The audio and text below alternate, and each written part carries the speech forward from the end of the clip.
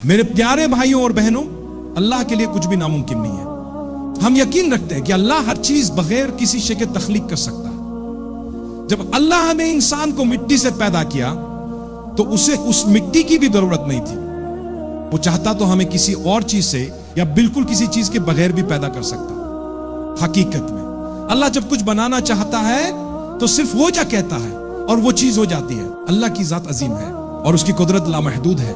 ہر چیز اور ہر ایک کا مالک اللہ ہی ہے اور ہر چیز اسی کی طرف لوٹنے والی، وہی تمہارا اور میرا رب ہے۔ لوگ کہتے ہیں کہ ہم خالق پر یقین نہیں رکھتے، ہم یہ نہیں مانتے کہ کوئی معبود ہے، کوئی اعلیٰ معبود۔ ہم یہاں محض اتفاقاً موجود ہیں۔ ایک سادہ دلیل جو اس بات کو غلط ثابت کرتی ہے یہ ہے کہ جب سے ہماری نسل یعنی حضرت آدم سے لے کر آج تک اور قیامت تک ہر انسان میں کئی ایسی چیزیں ہیں جو صرف اسی کی ہیں اور کسی اور کی نہیں۔ نہ تو وہ ماضی میں کبھی کسی اور میں تھیں، نہ حال میں ہیں اور نہ ہی مستقبل میں ہوں گی۔ مثال کے طور پر آپ کی انگلیوں کے نشان، آپ کی ہر انگلی کا نشان بالکل منفرد ہے۔ آپ کی ہر انگلی کا نشان صرف آپ کا ہے، نہ تو شروع سے کسی کے پاس آپ جیسا فنگر پرنٹ تھا، نہ مستقبل میں کسی کے پاس ہوگا۔ ایک اور مثال آپ کی آنکھ کے آئرس کا نشان ہے جو پوری طرح سے آپ کا ہے۔ اس سے آپ کی پہچان بغیر کسی غلطی کے کی جا سکتی ہے، کبھی کوئی بھول چک نہیں ہوتی۔ اگر ہم یہاں محض اتفاق سے موجود ہوتے تو یقیناً اتفاقاً بہت سے لوگوں کے آئرس پرنٹس ایک جیسے ہوتے، لیکن ایسا کبھی نہیں ہوا۔ اللہ تعالیٰ کی قدرت کو جاننے کا ایک طریقہ جانوروں کو دیکھنا ہے۔ آج تک کوئی دو زیبرے ایک جیسے دھاریوں والے نہیں ہوئے اور نہ ہی کوئی دو جرافے ایک جیسے دھبوں والے۔ اسی طرح کوئی دو چیتے، تیندوے یا شیر ایک جیسے دھبے یا دھاریاں نہیں رکھتے۔ اللہ کی شان ہے، تمام تعریفیں اللہ ہی کے لیے ہیں جس نے ہر چیز کو بے مثال خوبصورتی اور کامل ترتیب کے ساتھ بنایا ہے۔ ہر چیز آخرکار اسی کی طرف لوٹتی ہے۔ انسان خود کو کتنا ترقی یافتہ سمجھتا ہے، مگر حقیقت تو یہ ہے کہ یہ ترقی اللہ کی تخلیق کے مقابلے میں کچھ بھی نہیں ہے۔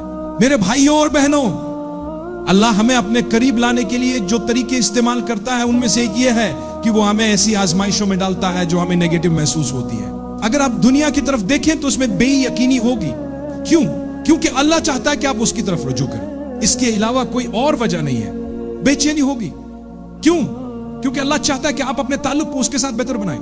جب آپ کو اپنے کاروبار میں پریشانی ہوتی ہے، بے چینی ہوتی ہے یا بڑا نقصان ہوتا ہے یا کچھ پوری طرح سے تباہ ہو جاتا ہے، تو ایک مومن کے لیے اس کا صرف ایک ہی مقصد ہوتا ہے کہ اللہ چاہتا ہے کہ آپ اس کے قریب آئیں، اور اگر آپ ان میں سے کسی بھی چیز یا کسی بھی نیگیٹو صورتحال کی وجہ سے اللہ کے قریب آ گئے تو وہ یہ اللہ کی نعمت تھی، یہ اللہ کی رحمت تھی، یہ اللہ کا انعام تھا۔ اگر آپ کی ٹانگ کٹ گئی اور اس کی وجہ سے آپ نے اللہ کی طرف رجوع کیا تو یہ اللہ کی رحمت ہے۔ لیکن اگر اللہ نے آپ کو نوازا، آپ کو سب کچھ دیا، آپ کو ہر آزمائش میں کامیابی ملی، آپ کو اختیار دیا، خوبصورتی دی، علم دیا، بہت کچھ عطا کیا، اور یہ سب کچھ آپ کو اللہ سے دور لے گیا، تو یہ اللہ کی رحمت نہیں ہو سکتی۔ اس لیے اللہ کی نعمتوں کو سمجھے اور انہیں اپنے لیے اللہ کے قریب آنے کا ذریعہ بنائیں۔ میرے بھائیوں اور بہنوں، جب اللہ آپ سے کچھ چاہتا ہے تو وہ آپ کی زندگی میں آزمائش ڈالتا ہے۔ جب وہ آزمائش ڈالتا ہے تو اس کے قریب آئیں، فکر نہ کریں۔ اب پہلے شخص نہیں ہے جو بیمار ہے، اب پہلے شخص نہیں ہے جو تکلیف میں ہے، اب پہلے شخص نہیں ہے جنہیں وہ نقصان ہوا ہے جو آپ کو ہوا۔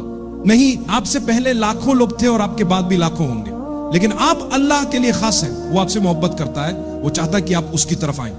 ایک مومن جس کے دل میں تھوڑا سا بھی ایمان ہو، وہ فطری طور پر یہ سمجھ جائے گا کہ مجھے اللہ کی طرف رخ کرنا چاہیے، میں اللہ کے لیے اپنے ہاتھ اٹھاؤں، میں توبہ کروں، اپنی زندگی بدلوں، کچھ بہتر کرنے کی کوشش کروں۔ یہ سب اللہ کی پکار ہے جو مجھے ان مشکلوں کے ذریعے بلا رہا ہے، اور میں آپ سے وعدہ کرتا ہوں ایک کے بعد ایک دروازے کھلنا شروع ہو جاتے ہیں۔ بس دعا کو کبھی چھوڑے نہیں۔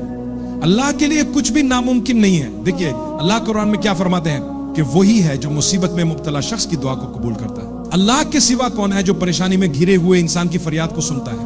میں نے ایسے لوگوں کو دیکھا ہے جنہیں ڈاکٹروں نے کچھ عرصے کی زندگی دی تھی، لیکن 6 سال بعد بھی وہ زندہ اور صحت مند ہے۔ یہ سب کیوں ہوا؟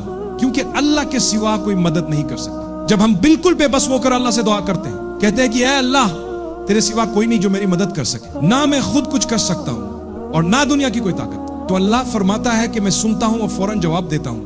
اللہ فرماتے ہیں کیا اللہ کے سوا کوئی اور معبود ہے؟ نہیں، صرف اللہ ہی ہے۔